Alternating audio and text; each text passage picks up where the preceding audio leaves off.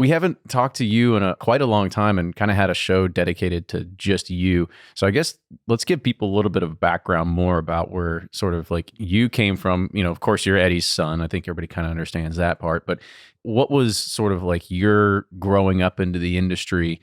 And did you know that you were going to get into whiskey? Like it was kind of like ingrained in your DNA? Did you think that I'm going to try to veer off and do something else in my life for a little bit? Kind of talk about that. Yeah. So for most of my life growing up, I didn't want to be in the industry necessarily. It wasn't like I hated it or anything. It's just I lived in Lawrenceburg. Lawrenceburg, when I was growing up, was like 5,000 to 7,000 people. I think it's like 10,000 maybe now. I think you got 2 stoplights there now. Yeah. Well, we got the big Walmart, on the highway. So.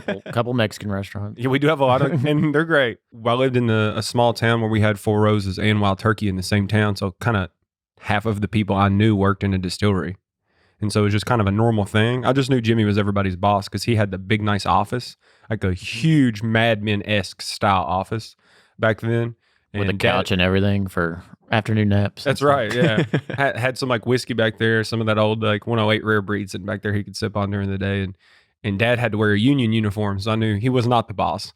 I was talking to some folks last night. Even when I was growing up, for the most part, whiskey wasn't that great. So it wasn't, there were more opportunities elsewhere to leave Lawrenceburg and do other things.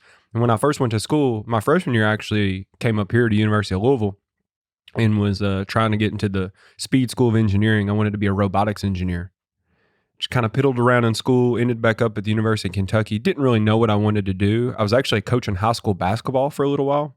I mean, you're in Kentucky. It makes sense. Yeah. Are you pretty good at 2-on-2? I'm like most Kentucky kids, I feel like. Better than your average person just because you grew up doing it your whole life. You know? Play a hell of a game at 21. Yeah, exactly. Tip in. Beat me at pig. Yeah. But then when I was 21, Dad convinced me to get a summer job out at the distillery. He's like, you'll be great at it. You love talking to people. You grew up in this. They'll eat it up. You're my son. You're Jimmy's grandson. I fell in love with it pretty quickly. But being kind of like the way Dad and Jimmy are, Dad waited until the end of that summer because he wanted me to stick through the summer and see if I would and, show up to work and do what I was supposed to do. And then he took me around the distillery one afternoon for probably 4 or 5 hours. And I mean, you all probably know a little bit better than everybody else, especially Fred, because he's been in situations with Dad quite a few times. Dad's really not quite like Jimmy. And even at home, he's less like that. He's not as extroverted. He's not as gregarious as Jimmy, He's pretty quiet. Just wants to sit down and watch his TV shows or something like that. What he wants to be doing is playing with his dogs or golfing or fishing, hanging out with my uncle. My brother's had 2 kids, so he's been everybody's favorite grandpa right now. But he just likes kind of a quiet home life. He's kind of a homebody. We've always been pretty close, but the 4 hours was probably double what we had talked our entire lives, up to that point. And I was like, man, I kind of got to meet my dad for the first time. That's super cool to see this other side of him being super passionate about something, which I'd never seen really before.